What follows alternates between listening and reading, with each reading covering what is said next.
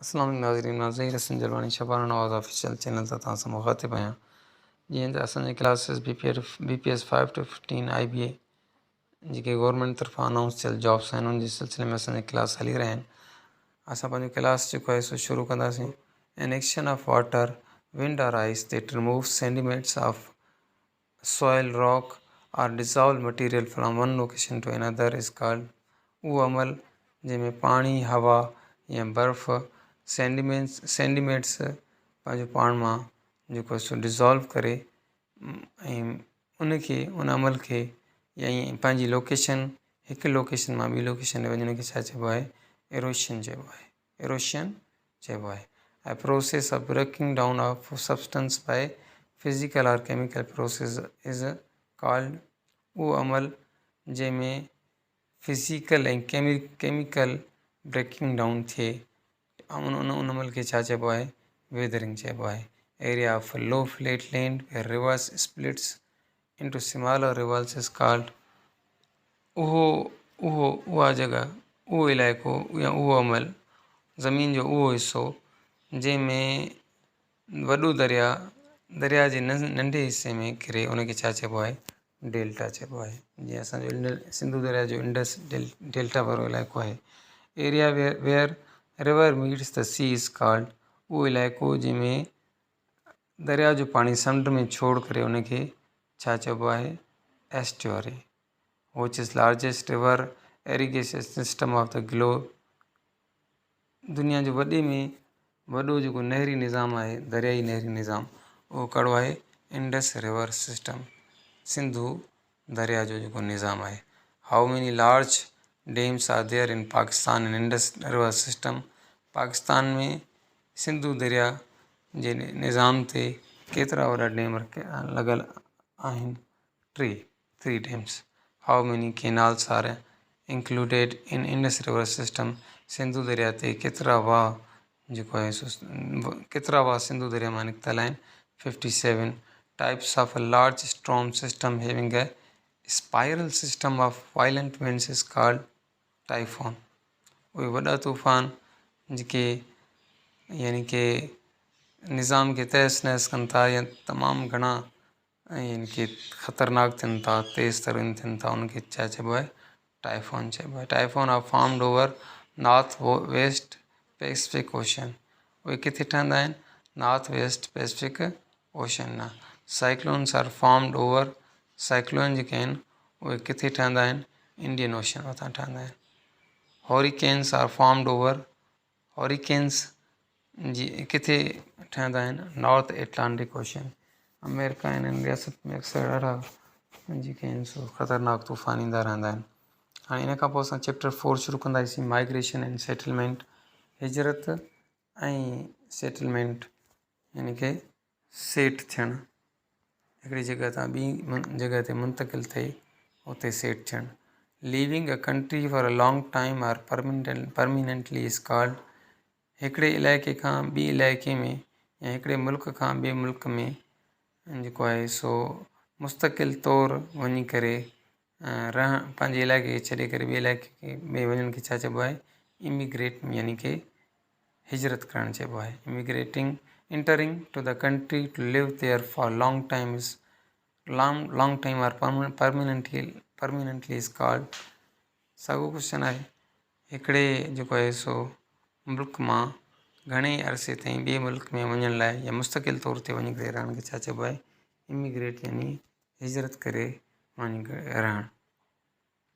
People who are forced by government to leave their homes for the time is called उहे माण्हू उहा आवाम जिन खे सरकार फोर्स करे इहे गवर्नमेंट फोर्स करे त पंहिंजा घर हिन महदूद वक़्त ताईं तव्हांखे ख़ाली करणु उनखे छा चइबो आहे? Internally displaced person IDP। People who are forced by governments to migrate to other country are called उहे माण्हू जिन खे सरकार हिजरत करण ते मजबूर करे ऐं उहो मुल्क हिकिड़े मुल्क खां ॿिए मुल्क ताईं जेको आहिनि सो हिजरत करे वञण उनखे छा चइबो आहे? रिफ्यूजीस यानी मुहाजिर। How many refugees are there in the world दुनिया में केतिरा फ़ीसद मुहाजिरिन आहिनि, 19.5 मिलियन, यानी कि 19.5 मिलियन जेके आहिनि सो मौजूदु आहिनि, यानी कि 1,95,00,000 माण्हू जेके आहिनि उहे दुनिया में मुहाजिर आहिनि। How many IDPs are there in the world? दुनिया में केतिरा IDPs आहिनि? यूनिट 4 डिमांड एंड सप्लाई, शयुनि जी घुर्ज ऐं उन जो सप्लाई करणु। Demand focus on the consumer, chapter जो नालो आहे which is economic principle they describe a consumer desire to pay a price for a specified good, which is economic principle that describe a consumer desire to pay a price for a specific good। हाणे जेका अहम शइ हूंदी आहे उन जे लाइ मुआशी उसूल कहिड़ो आहे त कंज्यूमर जेको आहे उन जी क़ीमत खे जेको अदा कंदो आहे उनखे छा चइबो आहे? डिमांड चइबो आहे, यानी घुर्ज आहे उहा।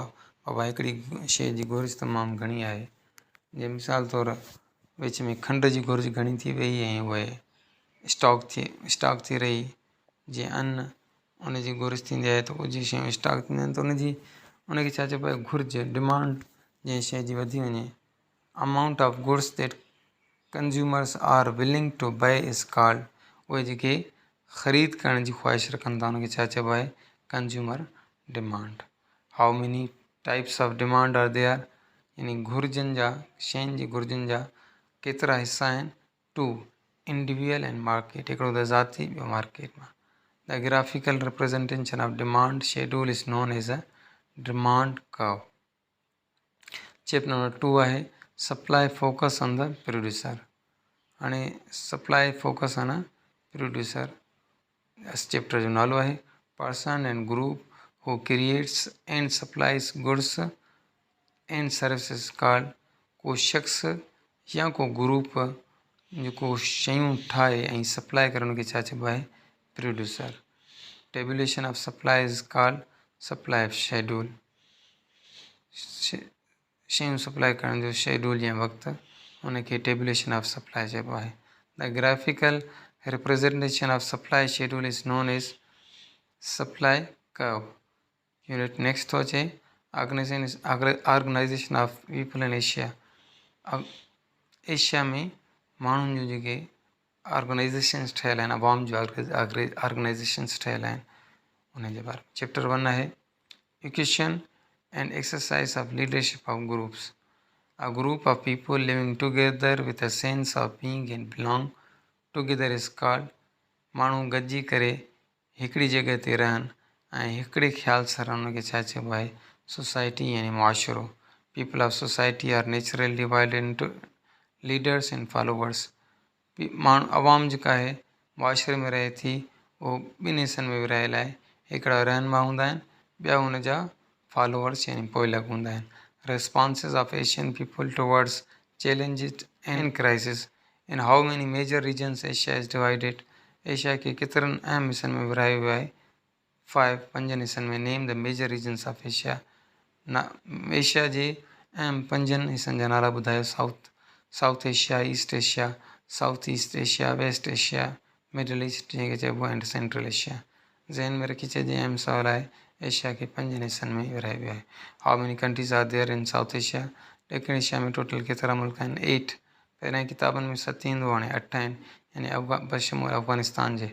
हाउ many countries are there in East Asia, ऐं ईस्ट एशिया में जेको आहिनि सो केतिरा मुल्क आहिनि?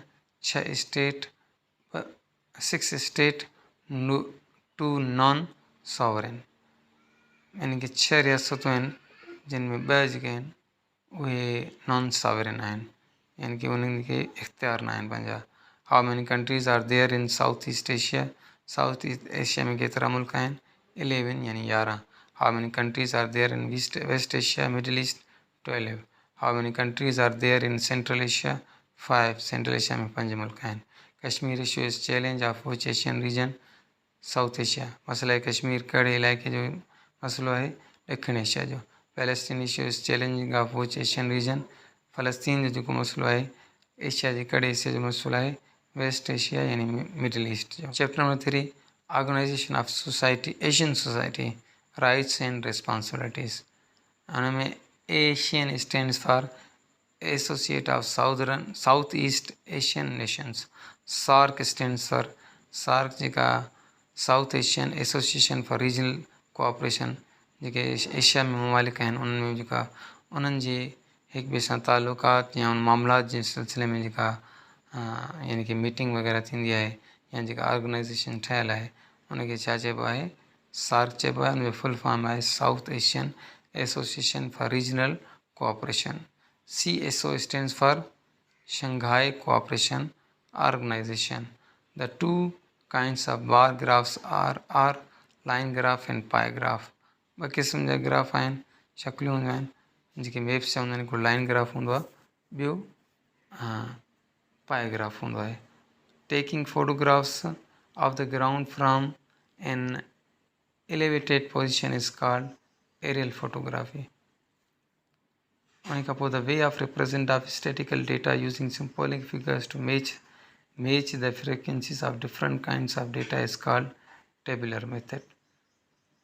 The way of representing of statistical data by symbolic figures to match the हिकिड़ो स्टैटिकल यानी कि शुमारियती तरीक़े सां हिकिड़ी जेका आहे फिगर ठाही वञे, उन में निशानियूं ठाही वञनि ऐं उन जे ज़रिए डेटा मुख़्तलिफ़ डेटा सम्झाइण उनखे छा चइबो आहे, टेबुलर मेथड चइबो आहे। असांजो अॼु जो क्लास हिते इख़्तिताम थियो। क्लास 7 अल्हम्दुलिल्लाह मुकमल थी वियो। क्लास 8 जा क्लास इंशाअल्लाह असां उहे पिणु तव्हां ताईं पहुचाईंदासीं। शबना नवाज़ ऑफिशियल चैनल सां जुड़ियल रहंदा ऐं पंहिंजी तयारी खे चङे नमूने कंदा रहंदा। हर सब्जेक्ट्स के बार बार उन जी प्रैक्टिस कंदा रहंदा, बार बार वीडियोज़ ॾिसंदा रहंदा ऐं ॿुधंदा रहंदा। इंशाअल्लाह हीअ शयूं तव्हांजे ज़हन नशीन थी वेंदियूं ऐं तव्हांखे टेक्स्ट में इंशाअल्लाह का मुश्किल न थींदी। अल्लाह हाफ़िज़।